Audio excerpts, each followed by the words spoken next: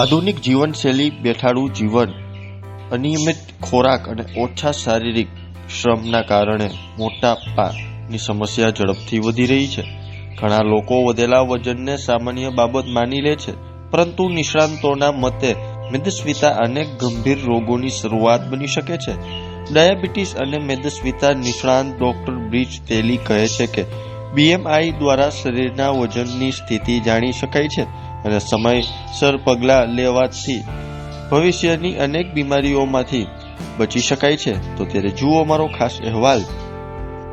બહુ અગત્યની માહિતી આજે આપીશ સૌને. બોડી માસ ઇન્ડેક્સ એટલે BMI એટલે એ મોટાપાનો એક માપદંડ છે. એ પહેલા આપણે જાણી લેશું કે મોટાપો એ એક આધુનિક યુગની ચિંતાજનક મહામારી છે. એટલે વજનનો વધારો, જેને આપણે સ્થૂળતા, મોટાપો, મેદસ્વીતા, ઓબેસિટી કહીએ છીએ, એ માત્ર દેખાવનો પ્રશ્ન નથી. વજન જો વધે છે તો એની સાથે આવનારા વર્ષોમાં બીજી બીમારીઓ, બીજા કોમ્પ્લિકેશન થવાની, જેમ કે ડાયાબિટીસ છે, બીપી છે, કોલેસ્ટ્રોલ છે, લીવરમાં ચરબી જામવી, ફેટી લીવર, સ્ત્રીઓમાં માસિકની સમસ્યા, બાળક રાખવામાં તકલીફ, હાર્ટ એટેક, કિડનીનો રોગ આવવાની શક્યતા વધી જાય છે. માટે વજન ઘટાડવા માટે એક કોસ્મેટિક રીઝન હોવું જરૂરી નથી. વજન ઘટાડવાથી સામે આગળ ચાલનારા વર્ષોમાં આવેલા કોમ્પ્લિકેશન, જે મેં દર્શાવ્યા એ પ્રમાણે કોમ્પ્લિકેશન ઘટાડી શકાય છે. તો કયા વ્યક્તિને તમે ઓબેસ કહેશો કે મોટાપો કહેશો, એના માટેના અલગ અલગ માપદંડ છે. એમાંનું એક સૌથી સરળ માપદંડ છે જેને કહેવાય બોડી માસ ઇન્ડેક્સ એટલે BMI. તમારા વજનને તમારા હાઇટના મીટર સ્ક્વેરથી ભાગાકાર કરો અને જે આંકડો આવે એ તમારું BMI થાય છે.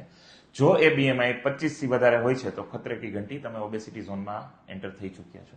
જો એ 30 થી વધારે હોય તો વજન ઘટાડવા માટે તમારે કોઈ એન્ડોક્રાઇનોલોજિસ્ટની સલાહ મુજબ સારવાર લેવી જરૂરી બને છે.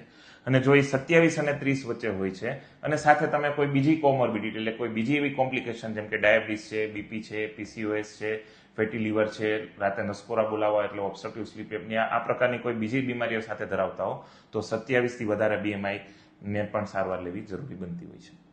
બહુ બધા લોકોને ઘણી બધી માન્યતાઓ સાથે આ સોશિયલ મીડિયાના જમાનામાં ગેરમાન્યતાઓ પણ હોય છે. તો ઘણા લોકો એવું માનીને ચાલતો હોય છે. બે પ્રકારની માન્યતા હોય છે. એક તો લોકો એમ માને છે કે વજન વધારો હોય તો સારો છે, તંદુરસ્ત વ્યક્તિ છે, તાજોમાજો છે, આપણે ગુજરાતીમાં કહી. અને ઘણા લોકો એમ માનતા હોય કે હું વજન એટલે ઘટાડવા માંગુ છું કે એનાથી મને કોસ્મેટિક રીઝન, હું હિરોઈનની જેમ એકદમ સ્લિમ લાગવા માંડીશ. તો આ બે વચ્ચે બેલેન્સ રાખી અને વજન ઘટાડવાથી થતા જે મેટાબોલિક બેનિફિટ્સ છે, કોમ્પ્લિકેશન અટકાવવા અને ભવિષ્યમાં તમને સ્વસ્થ અને તંદુરસ્ત જીવન જીવવા માટેના જે ફાયદાઓ છે એ ફાયદા હાઇલાઇટ કરવાના ભાગરૂપે જ અમે એક આ ઓબેસિટી વિશેનું જનજાગૃતિ અભિયાન કર્યું છે. અને ઘણા બધા લોકોનો આ લાભ લઈ અને આ વિશે જાગૃત થઈ રહ્યા છે. અને પોતાની જીવનશૈલી પરિવર્તન કોઈ પણ વજન ઘટાડવા માટેનો પહેલો પાયો છે. એટલે તમારો આહાર, વિહાર અને વિચાર.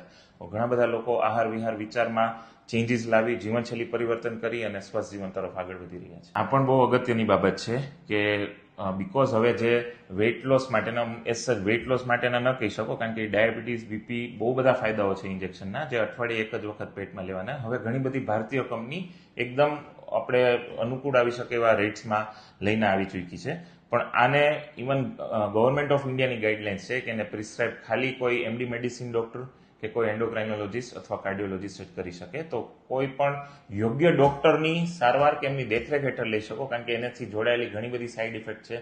એક સાથે વધારે વજન ઘટી જાય તો શું છે, એમાં કઈ કઈ વસ્તુનું ધ્યાન રાખવું, એ માત્ર એક એક્સપર્ટ તમે ડોક્ટર જેમ કે એન્ડોક્રાઇનોલોજીસ્ટ છે એની અંડરમાં માર્ગદર્શન લેશો તો જ તમને એનાથી સાઇડ ઇફેક્ટ વગર બેસ્ટ રિઝલ્ટ મળી શકાશે. માટે ઘણા લોકો એમને ડાયરેક્ટલી પોતે ડાયરેક્ટ મેડિકલમાં જઈને, છાપામાં વાંચીને, સોશિયલ મીડિયામાં વાંચીને ઉપયોગ કરી રહ્યા છે. તો એ રીતના કર્યા વગર તમે તમારી ડોક્ટરની સલાહ મુજબ જ તમે લ્યો છો તો તમે એનો બેસ્ટ ફાયદો મેળવી શકો છો.